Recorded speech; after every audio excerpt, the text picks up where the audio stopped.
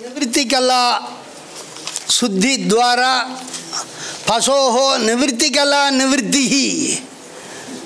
बोधिता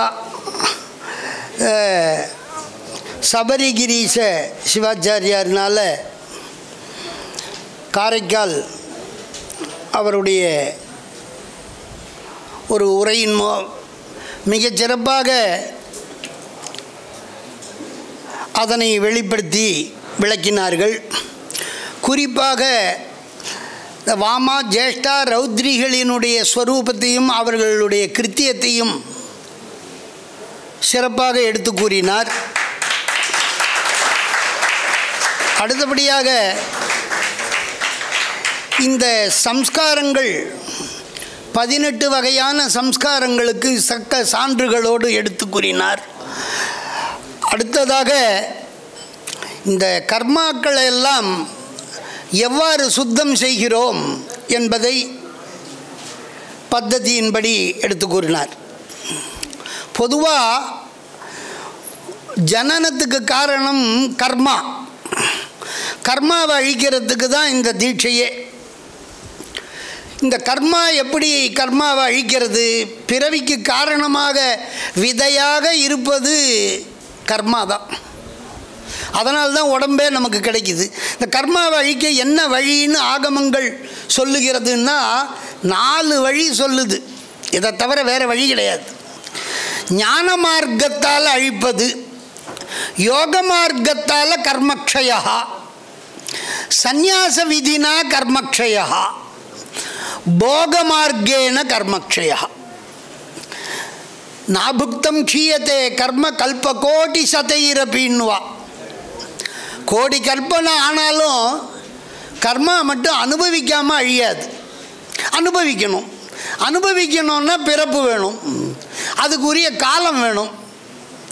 ஆகையினால இந்த கர்மாவை எப்படி அழிக்கிறதுங்கிறதுக்காக தான் இந்த தீட்சைங்கிறதுல ஆகுதி கொடுத்து கர்மாக்கள் அனுபவிக்கப்பட்டதாக பண்ணப்படுது. எப்படி சுத்தம் செய்கிறார்கள்?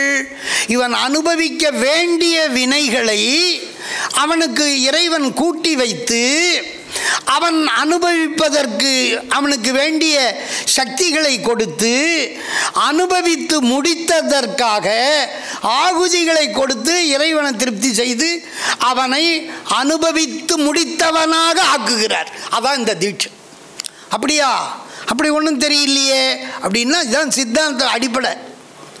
கர்மா போனால் தான் இவனுக்கு பிறவி போகும். கர்மாவை அழிக்கிறதுல போகம்தான்னு சொல்லியிருக்கு.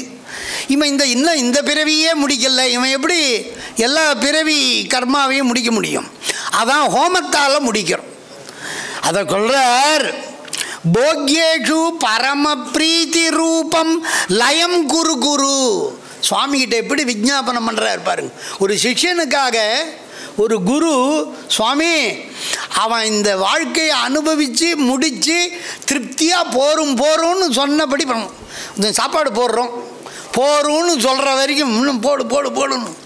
ஐயா போரும் இனிமேல் எனக்கு இடம் இல்லை, முடியாது, எனக்கு வேண்டவே வேண்டாம். அப்படி விராகம்னு பேர். வைராக்கியம்னா இப்போ வேறு அர்த்தம் சொல்லின்னு இருக்கான்.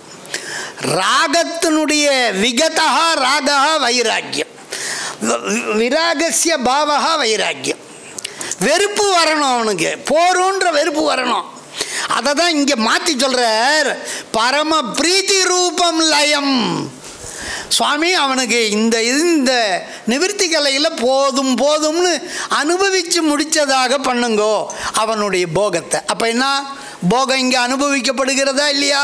நான் சொன்னேன்னு அனுபவிச்சே அழிக்கிறான்.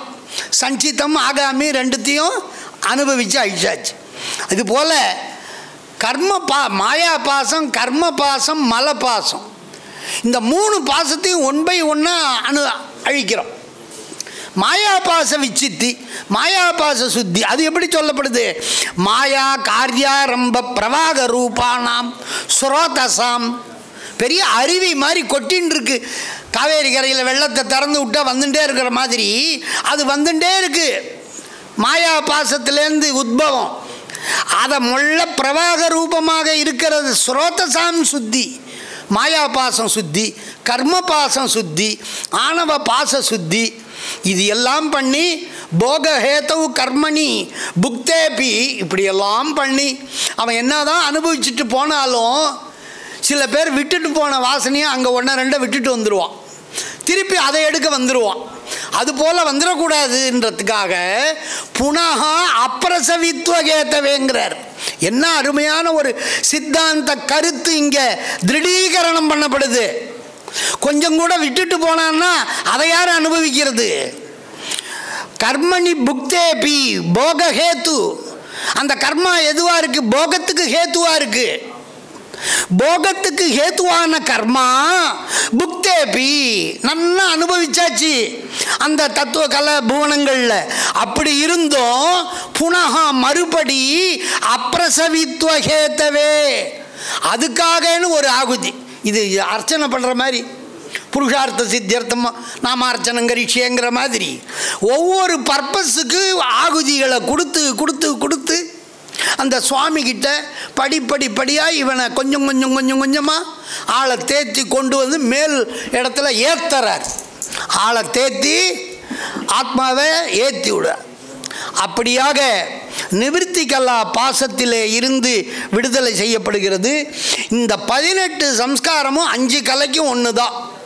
அதையெல்லாம் இனி வருபவர்கள் இன்னும் தெளிவாக உங்களுக்கு விளக்குவார்கள் என்று சொல்லி இந்த சபரகிரீஷ் அவர்களை வாழ்த்தி, அடுத்ததாக நமது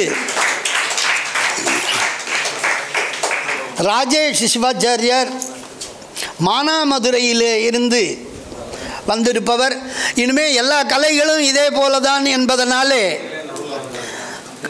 கால தேசத்தை அனுசரித்து என்னப்பா வராரா, ஒரே வராரா, கார்த்திகேய சிவாச்சாரியார் திருப்பரங்குன்றம் ஸ்கந்தகுரு வித்யாலயம் அவர்கள் பிரதிஷ்டா கலையை பற்றி விளக்க வந்திருக்கின்றார். அவர்களை பிரதிஷ்டா கலா சுத்தியை விளக்குமாறு அன்போடு அழைக்கிறேன்.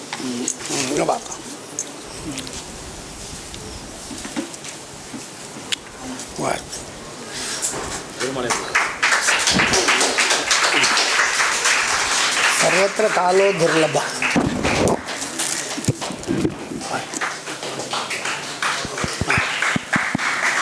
आते